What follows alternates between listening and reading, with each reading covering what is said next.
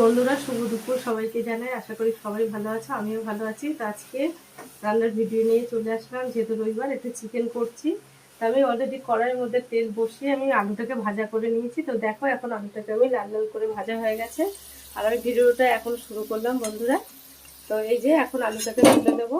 আর ওই যে চিকেন অল্প করেই করছি আজকে, এক বেলার মতো চিকেনটা করবো। এই যে আলুটাকে তুলে নিই, তোমরা সঙ্গে থাকো, দেখতে থাকো।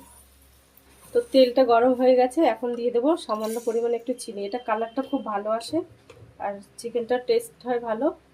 তা এই যে একটু সামান্য দালচিনি, লবঙ্গ আর একটা এলাচ দিয়ে দেবো। তা একটু চিনির কালারটা চলে আসুক, তেলের মধ্যে যে দিয়ে দিলাম।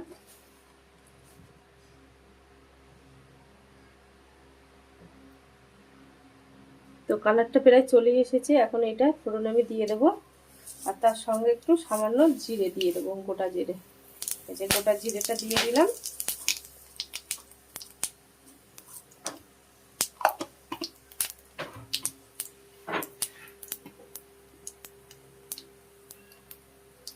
তো দেখো, ফোড়নটা সুন্দর ভাজা হয়ে গেছে। এখন কুচানো আমি পেঁয়াজ কুচিটা দিয়ে দেবো।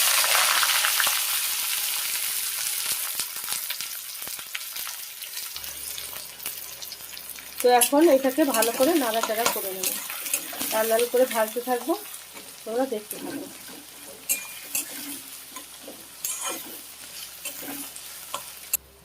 তো বন্ধুরা দেখো, একদম লাল লাল করে আমার ভাজা হয়ে গেছে।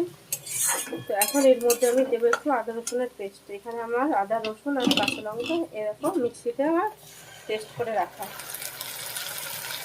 এইটা দিয়ে আজকে একটু অন্যরকমভাবে চিকেনটা করব। কারণ কি, তেলের মধ্যে একটুখানি আদা রসুনটা কষানোর পরে আমি চিকেনটাও দিয়ে কষাবো, একটু ভাজা ভাজা করে নেব। তাহলে কি হবে, চিকেনের ভিতরে যে গন্ধটা থাকে সেই গন্ধটা থাকে।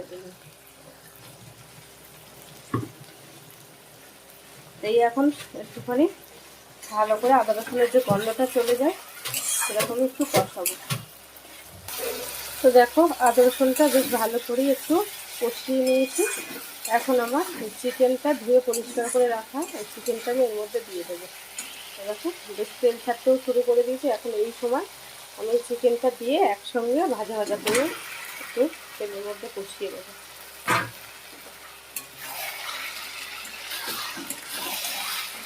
আজকে এইভাবে অন্য সময় করি, অন্য দিন করি কি, আমি চিকেনটাকে আগে দিই না, আগে মশলা দিয়ে সব মশলা টশলা দিয়ে কষিয়ে তারপরে আমি চিকেনটা দিই। কিন্তু আজকে ভাবলাম একটু চিকেনটা আদা রসুনের সঙ্গে ভালো করে কষাবো, তাহলে কি হবে, চিকেনের মধ্যে থেকে যে গন্ধটা থাকে সেই গন্ধ আর থাকবে না।